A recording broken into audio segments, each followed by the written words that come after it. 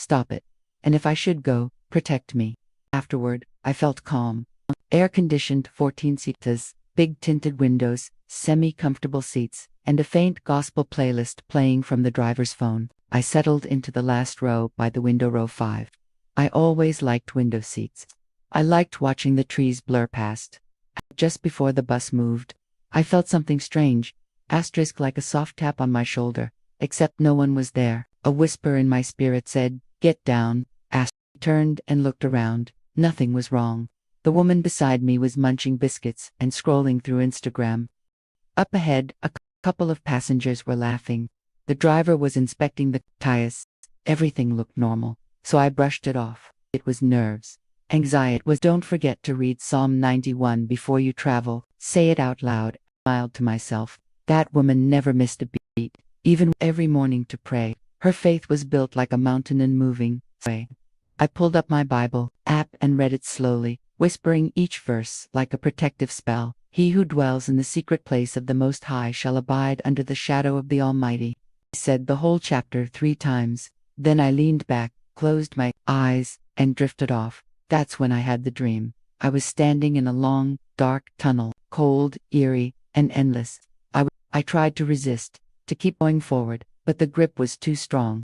Then, a voice, calm and final, said, "Not this way, not your time."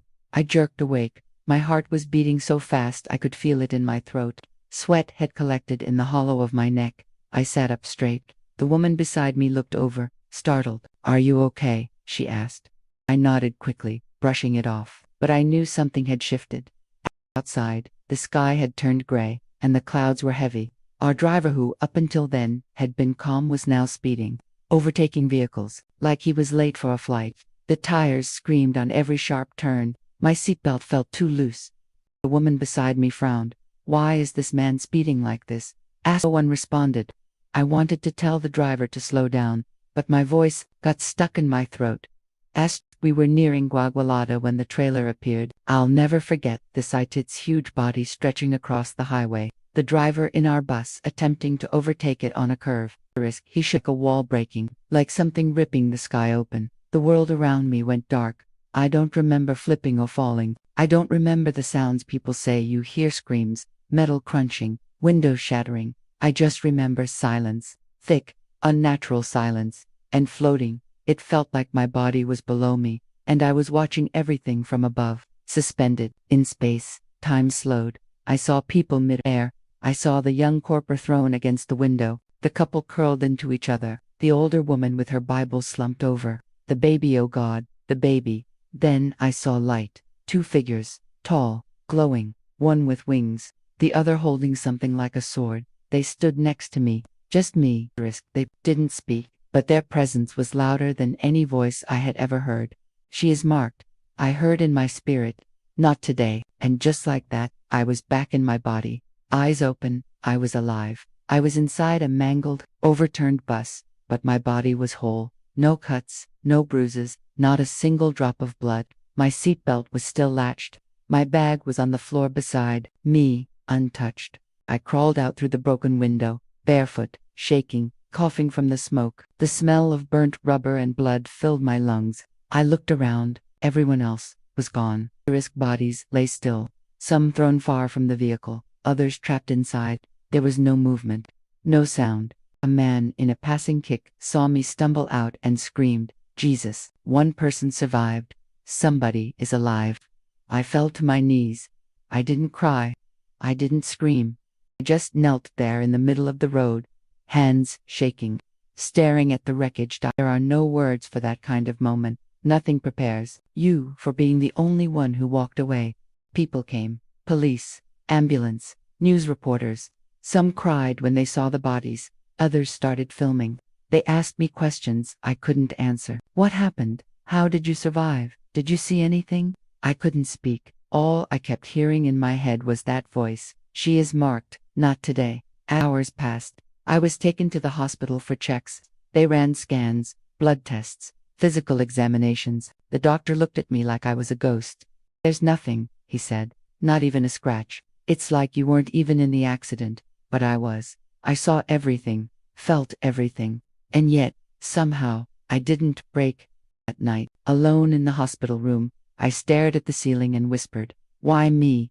I didn't feel worthy. I didn't feel special. I had doubts, fears, sins. I wasn't holier than the others. I wasn't the one holding a Bible. I wasn't a child, but God still saved me. That realization broke me. And that was only the beginning, because surviving the accident was only the first miracle. And what came after the spiritual attacks, the media frenzy, the questions I had to face was a different kind of battle. Listen to those nudges, the whispers, the delays that don't make sense, because sometimes God doesn't stop things with thunder. Sometimes He whispers in the spirit, and if you listen, you just might live to tell the story. In Harmony Estate, everyone knew Connell not because he owned a flashy car or ran a big company, but because he had something far more powerful and shocking, a wife named Tola, who had turned him from a once fearless man into something like a rechargeable fan with a dead battery.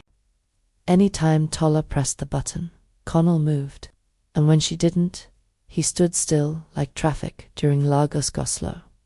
Before marriage, Connell was the area's undefeated champion of stubbornness. He once argued with a police officer over a $5 bribe until the officer got tired and let him go. But since marrying Tola, the fire in him had turned to candlelight, and that candle had melted to a puddle. Tola wasn't one of those soft-spoken ladies you see in romantic comedies who gently wipe their husband's sweat. Nah, she was the kind who would burst into Connell's office, Zoom call, and bark, "Connell, come and scrub my sneakers now, or you'll sleep in the corridor tonight." And Connell would obey immediately, not because he enjoyed humiliation, but because he truly believed real love meant obeying every word from your wife like it was divine instruction. Connell practiced this belief like 3 square meals, morning, afternoon, and night.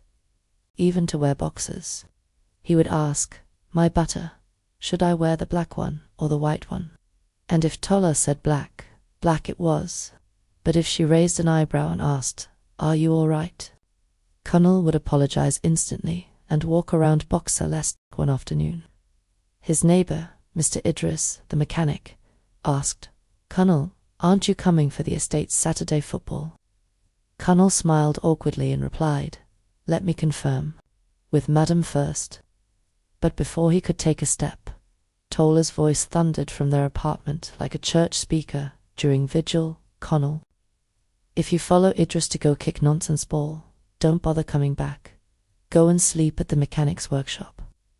Connell turned to Mr. Idris and said, "Maybe next time," then jogged back home to wash Tola's wigs before 7 p.m., because if he delayed even a minute, she would shout, "So, I have to set alarm for your duties now."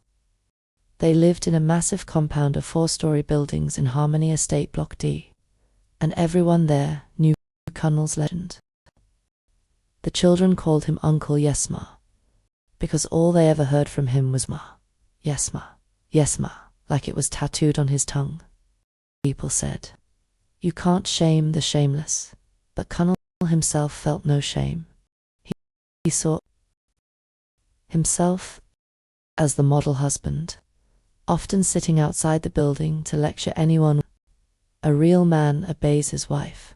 Submission is not weakness. It's the purest love. If someone teased him by calling him rapper husband, Connell would grin and say, "If loving Tola makes me a rapper, then I'm a full 6 yards of Ankara. Perfect." Yet everyone saw the cracks, because Connell had once been the man who wouldn't swallow a mosquito insult.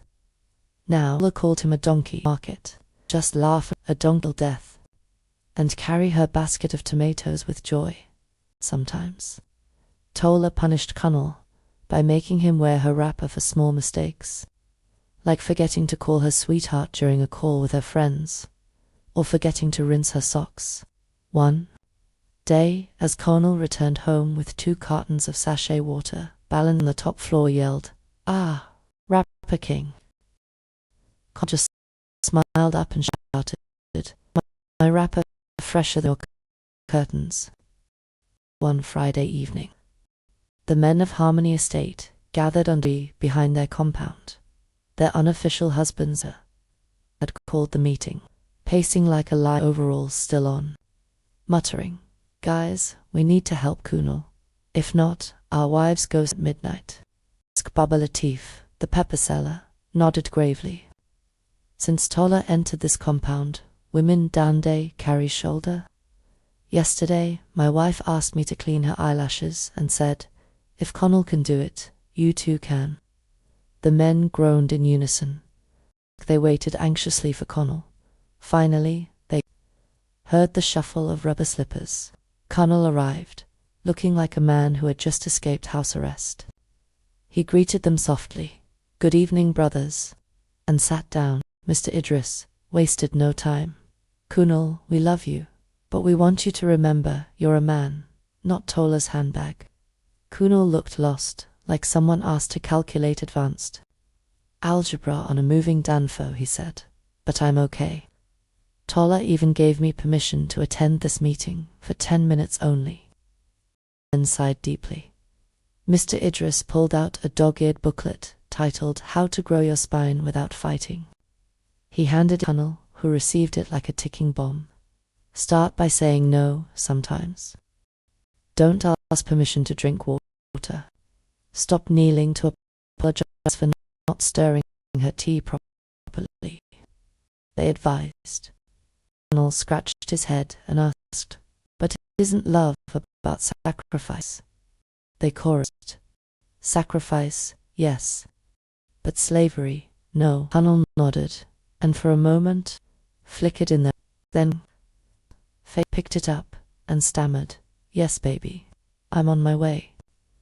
He stood up in panic, returned the book like it was radioactive, and ran off, his slippers slapping the ground as the men watched in helpless silence. "Usuf, DJ sighed, "If we don't cure this rapid disease, we go soon day apply to our wives for salary." Weeks later, a neighbor, Mr. Ocone, the spare, decided to celebrate his 45th birthday with a small party in the estate. He invited all the men for pepper soup, grilled fish, and some bottles of cold drinks under the compound's guava tree. Everyone showed up in their best native attire, laughing and dancing to a Sakes Lonely at the top. Then Idris nudged them urgently. "Guys, look, he actually came." They turned to see Connell walking in carefully, wearing his prized white kaftan that Tola normally only allowed him to wear on church harvest. His hair was freshly trimmed, and he had a plash of roll-on. The men gasped like they'd seen a ghost. Baba Latif nearly spilled his origin as he exclaimed, "Kunal, you came out." Kunal grinned. She fell asleep watching her favorite telenovela. "I told her I was going to buy groundnut oil. I have exactly 45 minutes before she wakes up." The men hugged him like a long-lost brother, pulled him a chair, poured him a cold drink, and offered him a steaming plate of pepper soup. Connell smiled so wide you could almost see freedom shining in his eyes. He chewed the fish, wiped his mouth, and for the first time in months, laughed from his belly. But then it happened. A little boy ran breathlessly into the compound, shouting, like someone bringing bad news from the battlefield. "Uncle Connell, Auntie Tola is coming, and she's holding slippers." A cold wind of fear swept through the men. The DJ stopped the music like Nipper took light. The men turned to the estate gate, and there she was, Tola, wearing a headscarf, tied like a warrior's bandana, storming in with her slippers in one hand like a weapon. Her eyes were fixed on Kunal like a hawk sighting a rat. Silence spread. Like wildfire, Kunal sat frozen. Tola marched straight to him, eyes blazing, and barked, "So this is the groundnut oil you went to buy?" Connell opened his mouth, but no words came out. The men tried to melt into the background like camouflaged soldiers. She turned to the others. "And you people think it's funny to encourage my husband to behave like a stray goat?" Then bam, she slapped Kunal on the back with her slippers. The men winced collectively, like they too felt the sting. Connell squealed, "It's just small pepper soup now." Tola snapped, "Pepper soup that will land you in bachelorhood." She grabbed Connell's collar like she was yanking a child from a candy store and dragged him home, his feet stumbling across the compound as his caftan fluttered behind him like a white flag.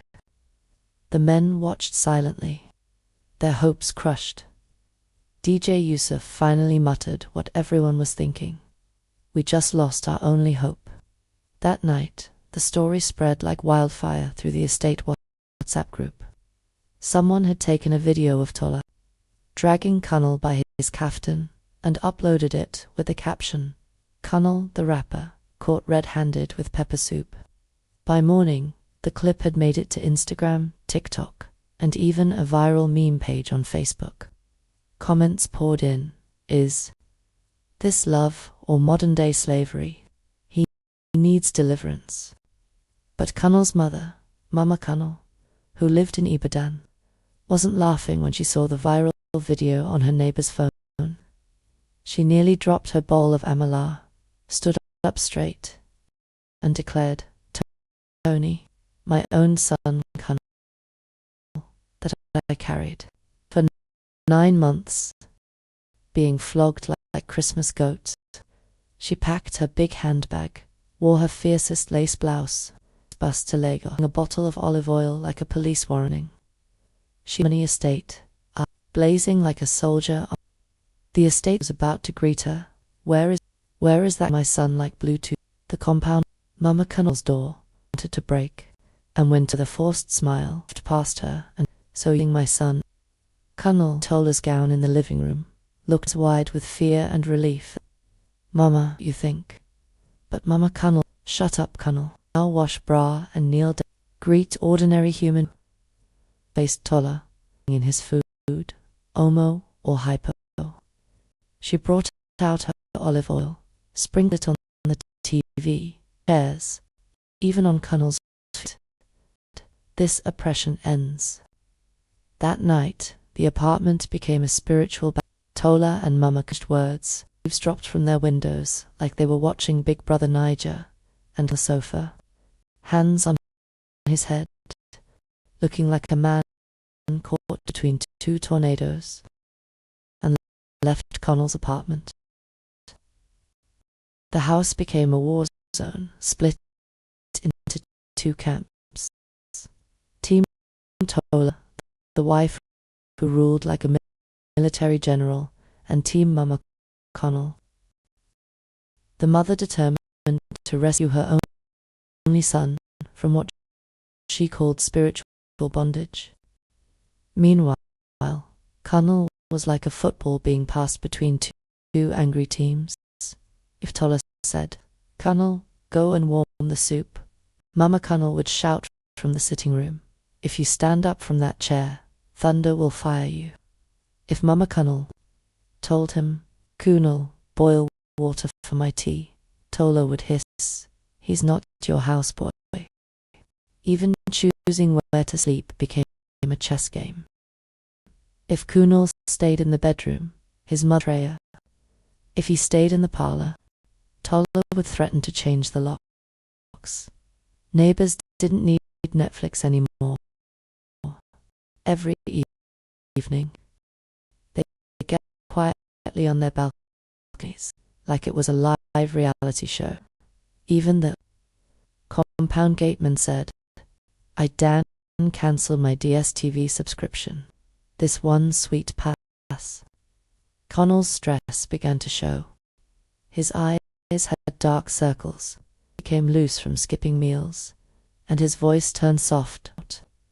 The once confident Kunal, who bragged about his independence, now looked like a man attending 3 universities at once, without graduating from any DOT. One fateful Sunday afternoon, Tola went to the salon while Mama Connell went to a nearby church crusade. For the first time in weeks, Connell was alone. He sat on the veranda, staring into the distant soldier. He did what most Nigerian men do when too confusing. He opened his phone, found Jide on WhatsApp, voice note, pouring out his heart. Bro, I'm tired, mentally, physically, and spiritually drained. His war. Since I married Tola, boy in fine clothes. Mama came. This is like a courtroom. Don't know if I should. God.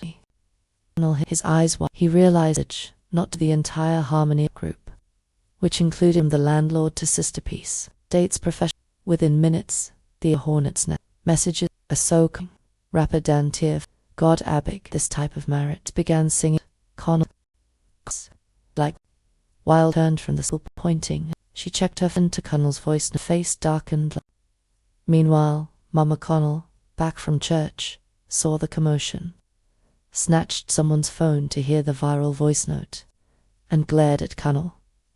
That night, the apartment was quieter than a cemetery. Tola refused to talk.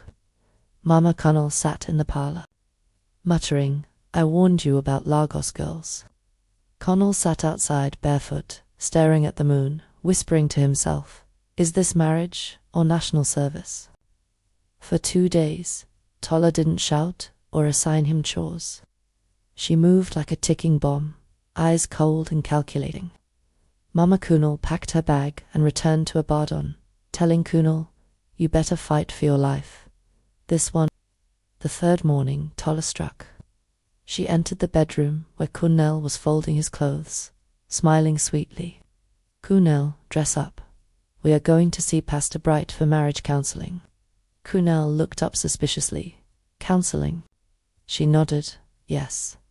After that, we'll visit the registry to upgrade our marriage to white wedding. I want a proper ceremony with suit, gown, and video coverage. Kunal swallowed hard. Upgrade. Are we not already married? She raised one brow. This is part 1. I want part 2, and maybe part 3. She threw a shiny lace material at him. We will wear matching outfits for the pre-wedding photo shoot. Kunal stood frozen, eyes darting from the wrapper to his reflection in the mirror. Something snapped inside him. He calmly folded the lace, set it on the bed, walked to the bathroom, and locked the door.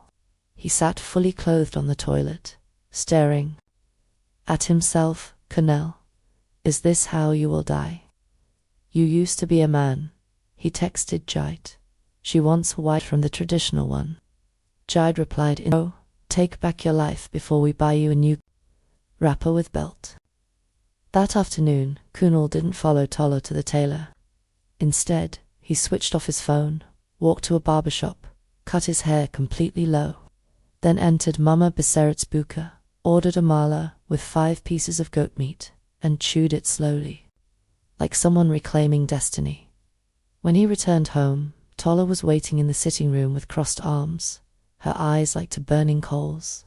Normally Connell would have fallen to his knees and started apologizing, but today he walked past her, entered the kitchen, cooked his own indomie, and ate it while watching football.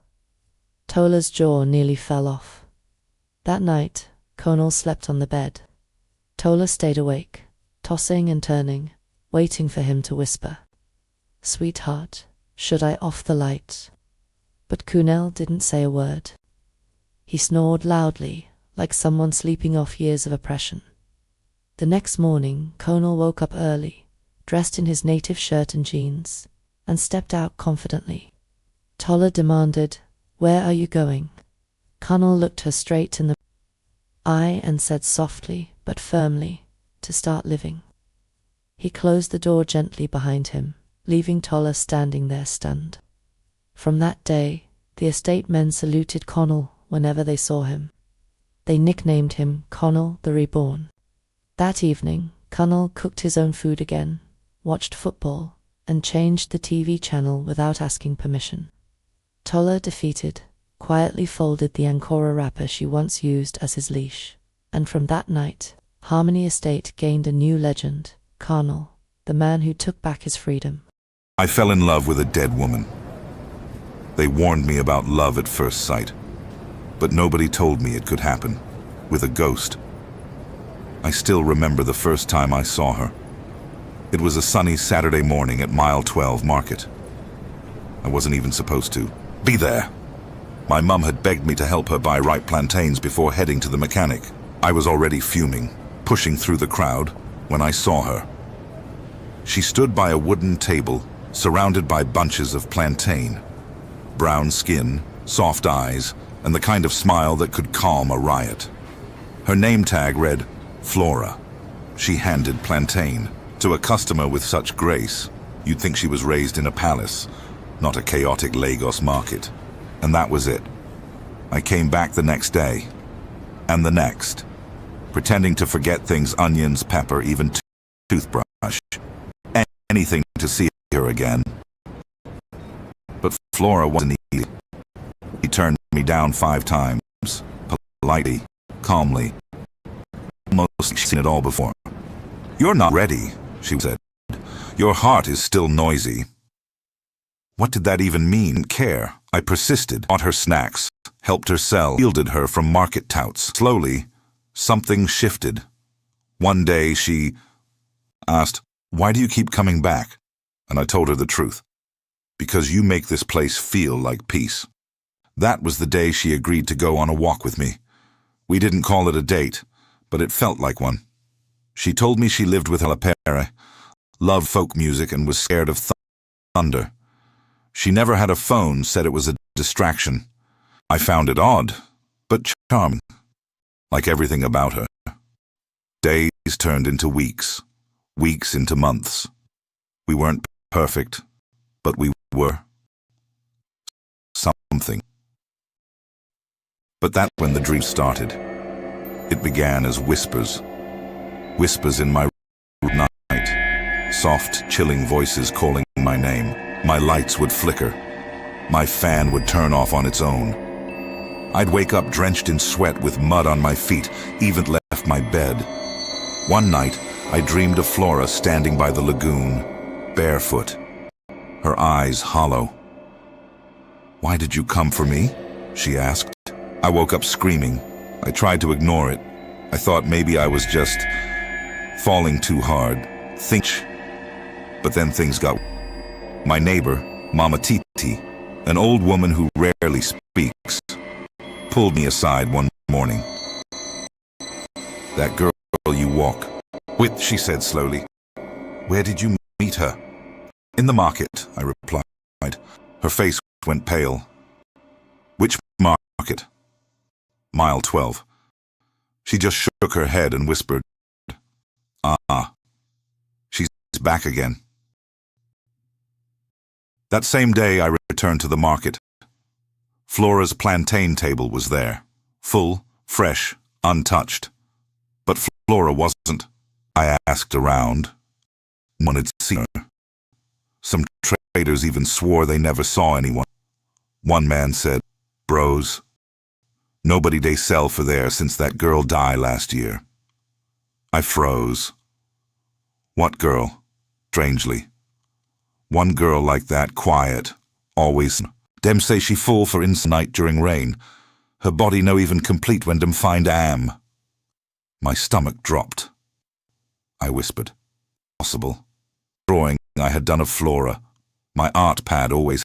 The man blinked. This. Since then, my life. Every time I try to. She appears again in my dream, the corner of my room mirror, even in reflect buses. She's always looking at me. Smiles. Sometimes she cries blood. And the scariest part? I still love her. I stopped going to Mile 12.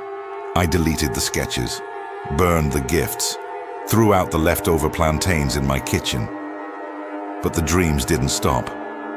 In one dream, I found myself standing in a dim, abandoned house, rotting wood, broken windows, the air thick with mildew and the smell of something dead.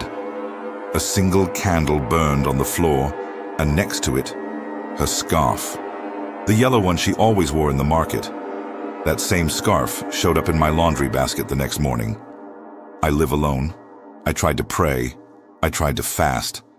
I even booked a hotel for a few days, hoping distance would help.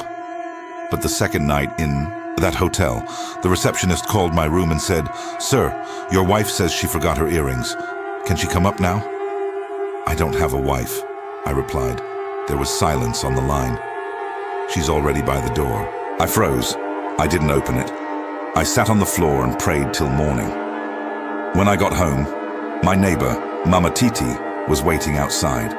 She handed me a red Bible, thick with dust and tied with a black thread.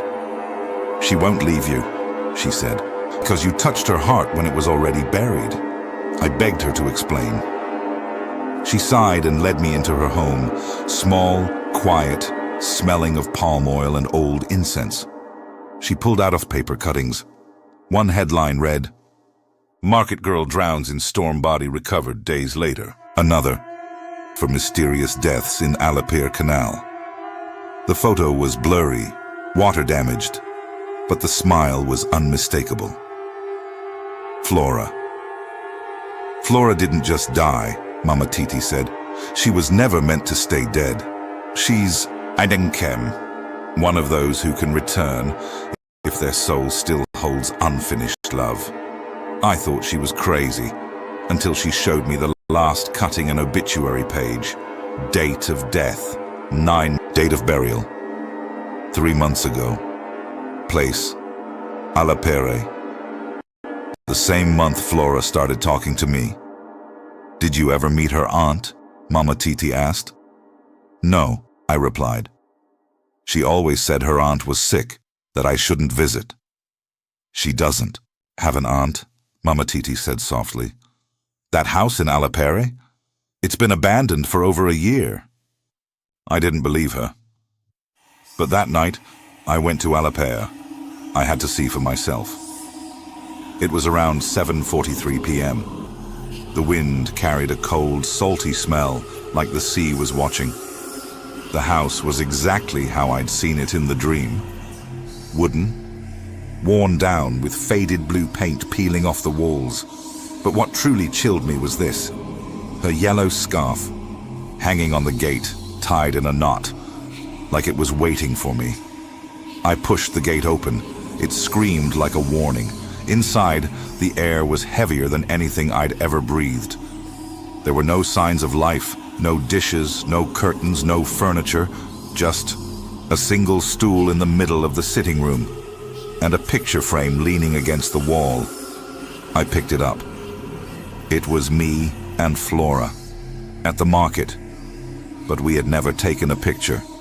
Suddenly I heard it, her voice, soft, echoing. "You came." My heart nearly stopped. I turned. She was standing at the top of the staircase, barefoot, dressed in white, her hair soaked like she had just come out of water. "I knew you'd come," she said again. "Because you promised." My legs wouldn't. "Move! Do you still love me?" she asked. My lips opened, but no words came out, because her eyes were bleeding. I wanted to run, but my legs refused. She was standing at the top of the stairs, pale, glowing softly like moonlight on water. Her hair dripped, leaving a dark trail on the dusty steps. Her white gown clung to her, soaked, as if she had just climbed out of a river. "Do you still love me?" she asked again. Her voice didn't echo anymore. It was clearer now, closer. I took one shaky step backward, and the floor beneath me creaked like it might collapse. She tilted her head, smiling gently, like the old Flora I knew. Then something changed. Her smile trembled, her lips split, and blood poured out, not from her mouth, from her eyes, from her ears, even from her fingertips. I gasped. What are you?" She stepped down the stairs, each foot making no sound. "You said you'd never leave me," she whispered. "You said I was the only one." The lights in the house flickered. My phone buzzed in my pocket, a weapon, a missed call from unknown. Then a message popped up on the screen. If you stay, you belong to her. I dropped the phone.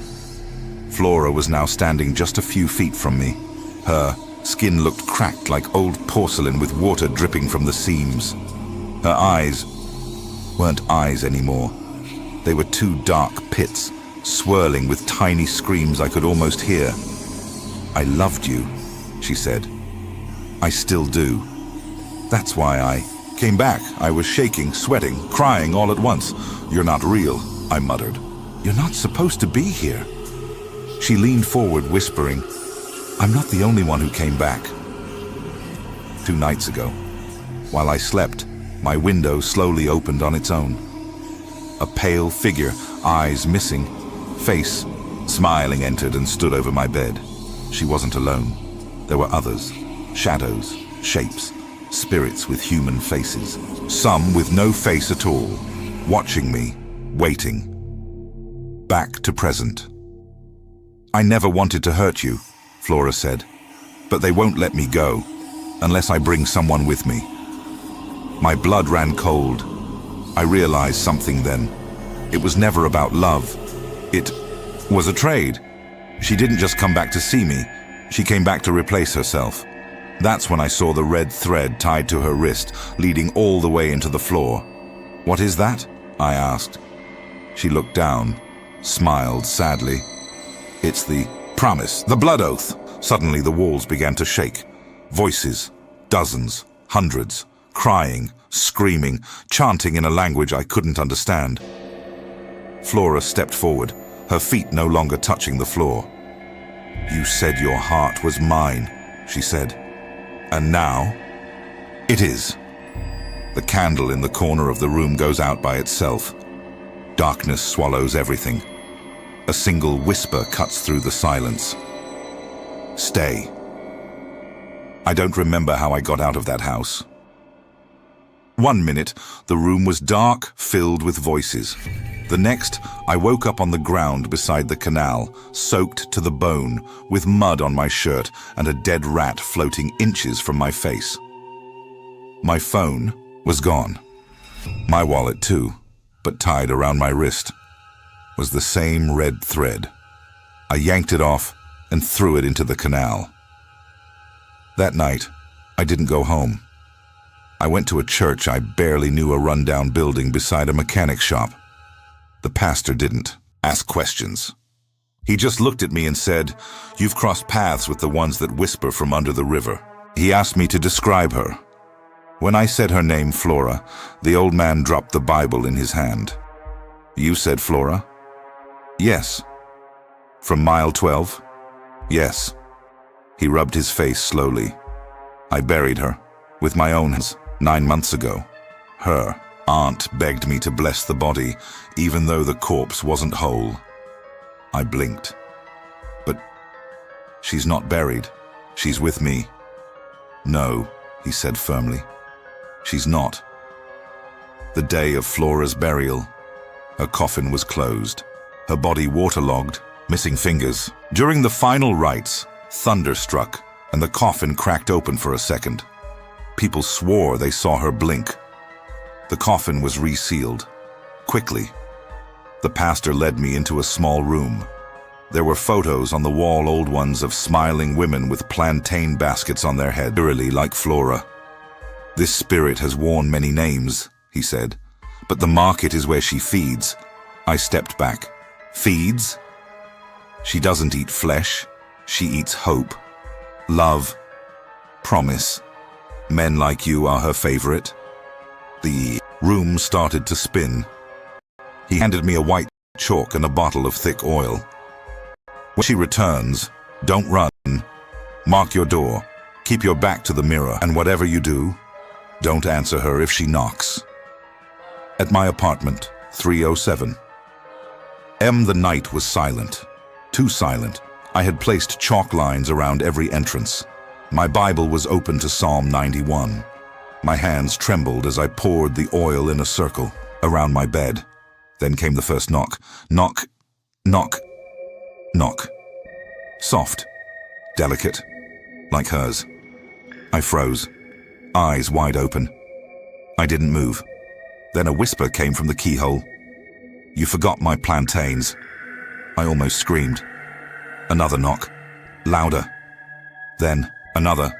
Then laughter. It wasn't hers anymore.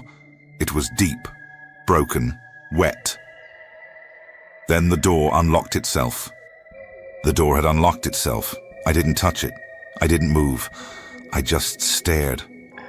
The knob turned slowly, creaking, almost like a neck twisting in the dark. But the door didn't open.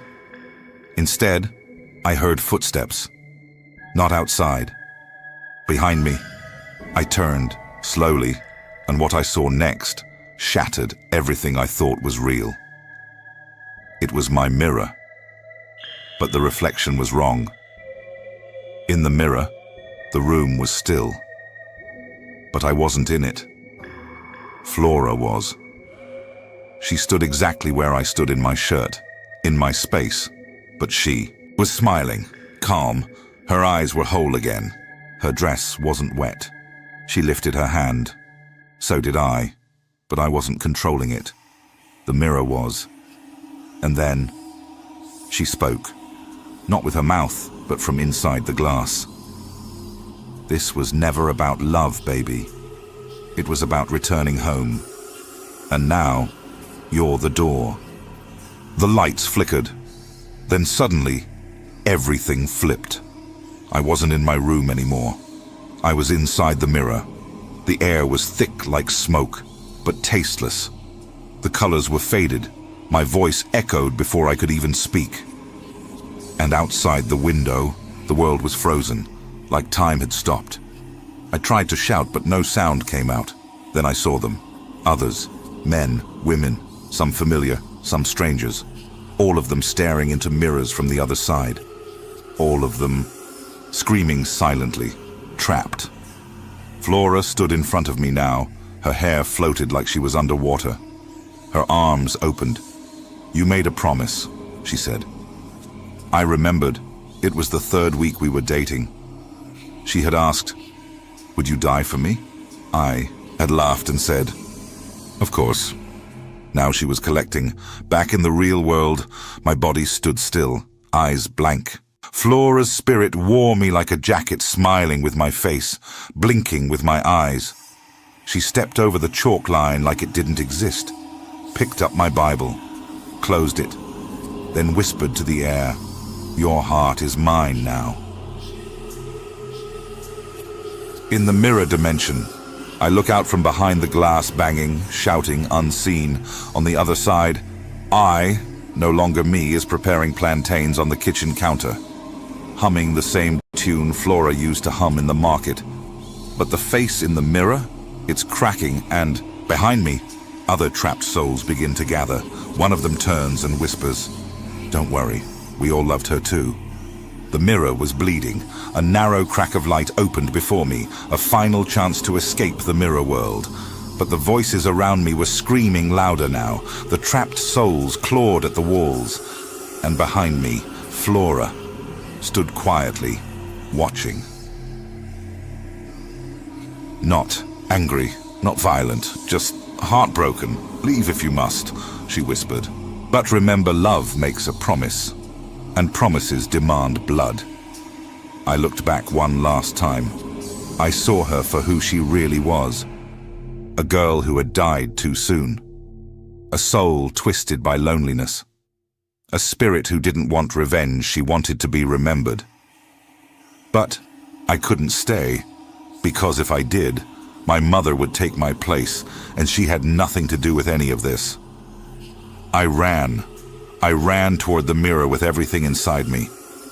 The moment I touched the crack, I felt something tear, like my soul was splitting from itself. I screamed as I passed through the bleeding frame, and then the church 3:07 AMI landed hard. The church was dark, lit only by candlelight. The pastor and Mama Titi stood over me, both praying loudly, pouring oil on my chest, shouting scriptures. I couldn't speak. My eyes were open, but I saw nothing. My mouth moved, but the voice that came out wasn't mine. He made a promise. She holds it still. My body convulsed. Blood poured from my nose. The pastor slammed a hand on my forehead and shouted, "Every spirit holding the tent." Suddenly my mouth opened and I let out a sound that wasn't human. A shriek. A wail. Something that shook the entire church. The candles blew out. And then, silence. 3 days later, I woke up in a white room. Weak, dizzy, free. Mama Titi sat by the bed, holding my hand. "She's gone," she whispered, "but not without a fight." 1 month later, deliverance retreat. I spent 14 days on a mountain, praying, fasting, vomiting out black threads, seeing visions of Flora every time I closed my eyes. But by the end, the thread around my wrist turned to ash, and I knew the bond was finally broken. Now I avoid mirrors at night. I no longer visit mile 12. Sometimes I see plantain, cellars, and feel my heart twist. Not because I don't love, but can open doors no man should walk through. Flora was real. Her story was tragic. But some souls aren't meant to stay. And I've learned, not every woman who smiles at you in the market is alive. It was supposed to be just a vigil. Nothing special, just one of those night prayers they hold when the month is about to end. The kind your neighbor invites you to because God fit talk your matter tonight. I didn't plan to go. But Nepa had taken light for 3 days straight, and my rechargeable lamp had died since morning. No TV, no fan, no peace. So when Mama Nkechi knocked on my door at 6:42 p.m., wearing white and holding her Bible like she had just finished fighting one demon, I nodded before she even finished talking. "A crossover vigil," she said. "One night only. You go come back new." "New, Abi," I smiled. Maybe I even needed that. The church no-get signboard. Just one big compound with sand everywhere, and serious forehead looked at me from head to toe. "Drop your phone for the offering bowl," he said. I froze. "Sorry?" Nothing worldly allowed. Even ring, wristwatch, or chewing gum. Drop em. I chuckled. I thought he was joking, until he pointed to one guy at the back where they sweep floor barefoot. "That one wear earpiece last week, he still they sweep since." Omo. I dropped my phone. "They sweep since." Omo. I dropped my phone. Inside. They shout, they roll for ground. The air smelled of sweat, anointing oil, and panic. The pastor came out wearing all white, his eyes red like someone who hasn't blinked in days. He looked straight at me. Not the crowd me. "You," he said, voice loud like thunder. "The Lord said you carry secret sin." Everybody turned, even the woman where they cry before paused to look. I almost laugh. "Me? Secret sin? Bro, I no even get data this month, na sin be that?" But something about the way his eyes glowed made my stomach twist. They started the vigil with the chain-breaking prayer, 3 hours, no sitting. Just shout your past sins until you start crying. One guy confessed to stealing meat from pot in 1998. Another woman cried about how she lied to her landlord about school fees. 98. Another woman cried about how she lied to her landlord about school fees. When it reached my turn, I laughed it off and said, "I know too get sin like Una." The pastor smiled, but it wasn't a good smile, you dey lie. The pastor smiled, but it wasn't a good smile, you dey lie, he whispered, and the walls know. After the final worship, I looked around for the exit. I was tired, hungry, and low-key, ready to go back to my boring hot. That's when I noticed there was only one door I came through, but it wasn't there. Instead, there was a different door, wooden, narrow, and carved with symbols I no understand. The usher appeared beside me. "That's your way out," he said. "You're clean now." I stepped forward and opened it and stepped into my room, my exact room. Same broken fan, same bedsheet, same jollof stain on the curtain. But something felt off. There was no sound. Outside, no generator hum, no dogs barking, no Mama Ifeoma shouting at her children next door. Just silence. I turned around. The door was gone, and in its place, written on my wall with what looked like charcoal, was one sentence. "Confess what you refuse to say, or start again." And then the light blinked. The bulb in my room flickered twice, and I heard singing. That same choir from the vigil. But I was in my room. I checked my wall clock. It was 6:42 p.m., the exact time Mama and Kechi had knocked. Then I heard the knock again. "You ready for the vigil?" a voice said from outside. My phone was back in my pocket, the battery full. The same usher now standing outside my door like nothing happened. "Omo, what kind vigil be this?" I no fit lie. My body they sweat, but cold they catch me. I looked around my room again. Everything looked the same, but the air felt heavy, like when rain won't fall but the clouds never open. Then that voice came again, this time from inside my bathroom. "Confess." I jumped. "Hello? Who they there?" No answer, just slow dripping water from the bathroom tap, where I swear I locked since morning. I picked up my phone. Still 6:42 p.m., still full battery, but no network, not even glow bar. I opened WhatsApp. All my chats deleted. Only one contact day for the list now. Holy Revival Arc, and under it the last message read, "You skipped one, the one you buried." CN, I'm not even the deep spiritual type, but this one passed my level. I decided to do the only reasonable thing, run. I grabbed my slippers, opened my door, and boom, I was back inside the church. Same crowd, same sweat, same pastor with red eyes staring at me like I just stole tithe money. But now, everybody was singing one song, low and slow, like mourners.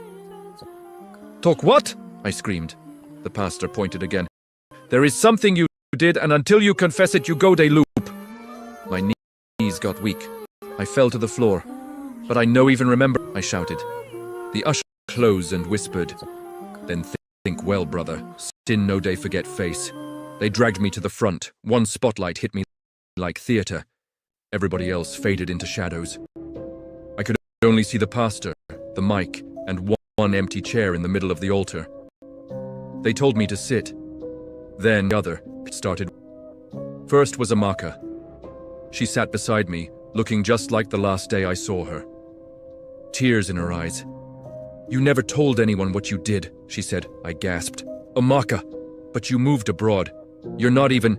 She vanished. Then came the one that got arrested for stealing, but it wasn't him. "You framed me," he whispered. My chest tightened. I didn't know they'd take it that far. He vanished too. I started crying. For real. Like deep from the soul, crying. "Please," I begged the pastor. "I'm sorry, I want to confess everything. Please, just let me go." The pastor looked at me with pity. "It's not me you're confessing to. The wall is waiting." I turned. To the wall. The same one that had the charcoal writing before. Now it had turned into a mirror, and my reflection was smiling. But I wasn't. Then the not shattered, just cracked in a perfect circle. The kind of crack that looks like a door. Behind it I could hear my mum singing softly, that same lullaby she used to sing when I had nightmares. I stood there, staring at my door. The red glow wasn't normal light. It pulsed. The mirror on the wall cracked. Again. This time, instead of a reflection, I saw scenes like a film. Me, age 16, alone in the church office, finding that phone, opening things I shouldn't have opened, forwarding things I shouldn't have forwarded. That small mistake had caused one woman to lose her marriage, a scandal, a breakdown. And I had buried it so deep, even I didn't forget. I fell to my knees. "I no even remember how bad it be. I was just a child. I thought it was small. I thought..." A loud knock echoed from outside.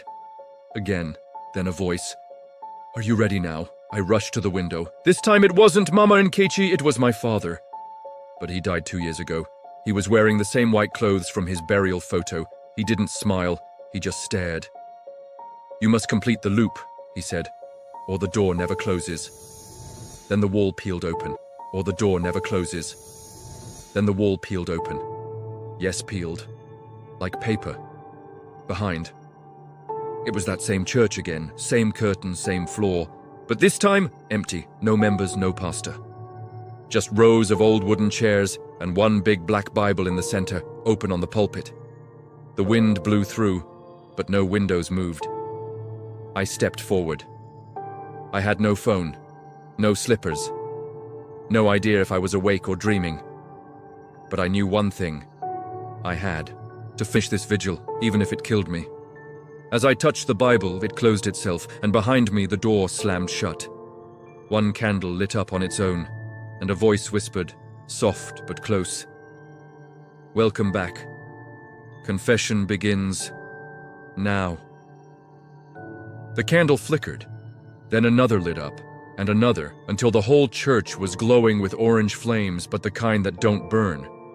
Just watch. Yes. The candles were watching me.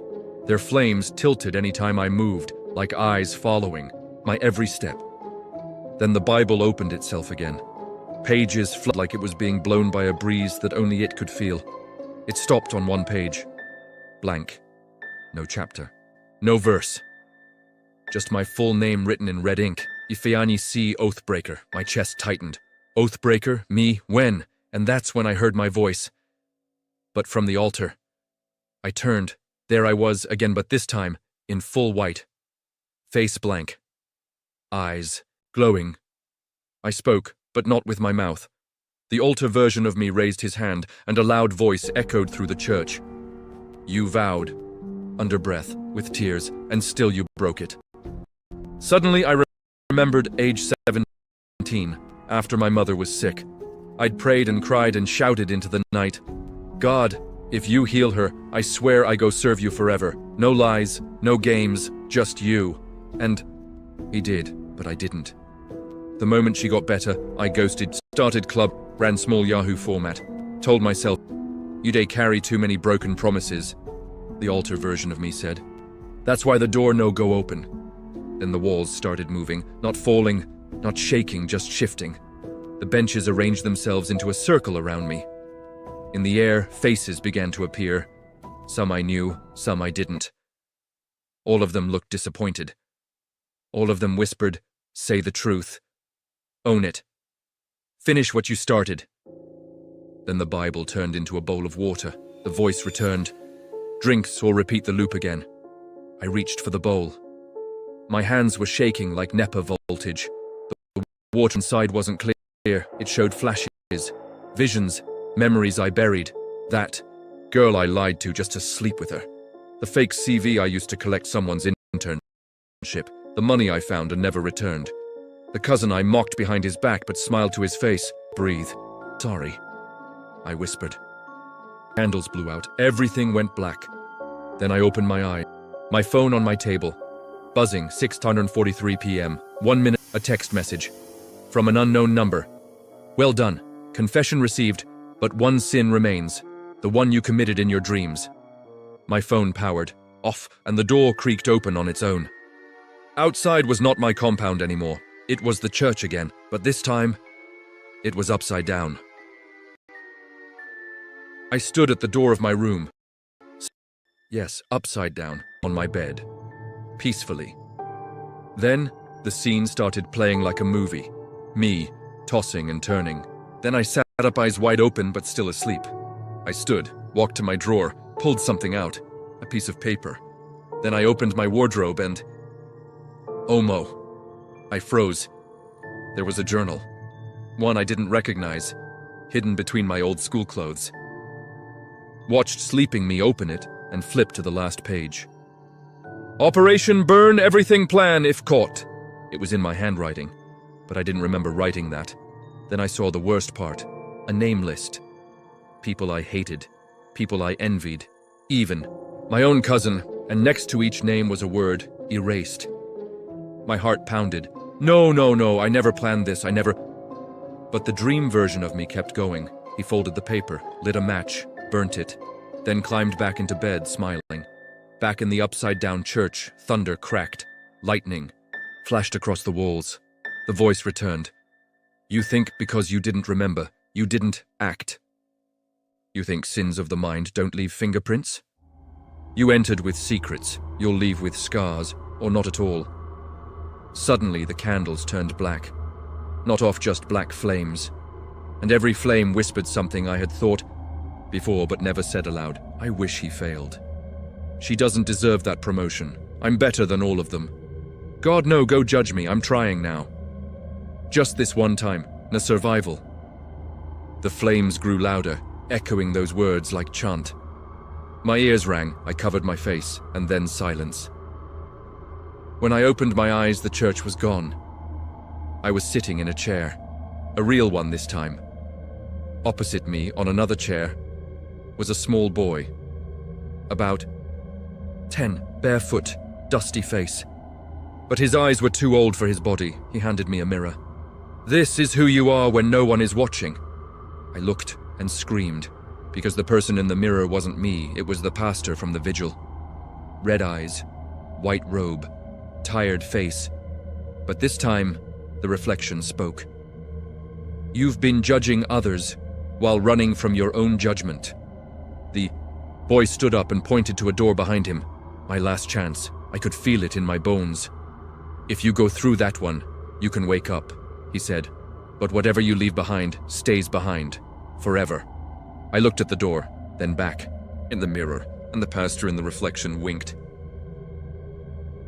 I no go lie. My legs no dey stable again. The moment that small, barefoot boy pointed at the door, my heart started to misbehave like generator with bad fuel. The mirror in my hand? Still dey show that pastor. But now, he was smiling wider, in bleeding from the eyes. "You dey close," the boy whispered, "but everything you take through that door will haunt you. Unless you pay the price." I turned to him slowly. "Which price?" He shrugged like saying a pure water matter. "Memory, regret, or someone you love." Omo. This was no longer confession. This was transaction. I walked toward the door. It wasn't special, just plain wood, no design, no lock. But the moment I touched it, everything changed. The candles went off, the chair disappeared. And that small boy, he started growing. I kid you not. In front of my eyes, the boy began to stretch, his arms, his legs, his neck. He grew taller, older, darker, until he was towering over me, face hidden in shadow. When he spoke again, his voice was no longer a whisper. "Confession earns entry. Sacrifice opens the door." Then he stepped back into the dark and vanished. I turned the handle. The door opened with a sound like thunder rolling through metal. And what I saw inside, Omo na room. My room. Again, but this time everything was reversed. The bed was on the ceiling, my clothes folded backward, my wall clock moving anti-clockwise. The calendar, now still today's date, but 2014. I stepped inside. Boom. I was wearing my old school uniform, stained, white shirt, loose khaki trousers. My phone rang. I looked down. BlackBerry Curve 3. "That same one way I used to borrow airtime like oxygen." I picked. The voice on the other end was mine. "This is your last chance. If you fix what you did in 2014, you'll wake up clean. If not, the Ark will claim your memory forever." I dropped the phone, and the room began to melt. Yes, melt. Walls dripping like hot wax. Floor turning to water. Bed slowly burning, but in reverse. The flames were freezing everything. Then I heard footsteps outside my window. Knock, knock, knock. "Bros, you dey ready for vigil?" It was Mama Nkechi's voice. Again. It's 42 p.m. Again. The air. Holy revival. This one was different. The air smelled clean. Just soft organ music in the background, and sunlight pouring through stained glass windows like peace in liquid form. A woman in all white walked up to me. Her face was gentle, familiar, too familiar. "Mummy?" Yes. It was my mother. But younger. Healthier. Smiling like she did before the hospital visits took it all, she touched my face. "You've gone far, Ifeanyi. You haven't come back yet." I tried to hug her. She stepped back. "Not in church, and pour out of this did. Cold. Something breathing. Something waiting."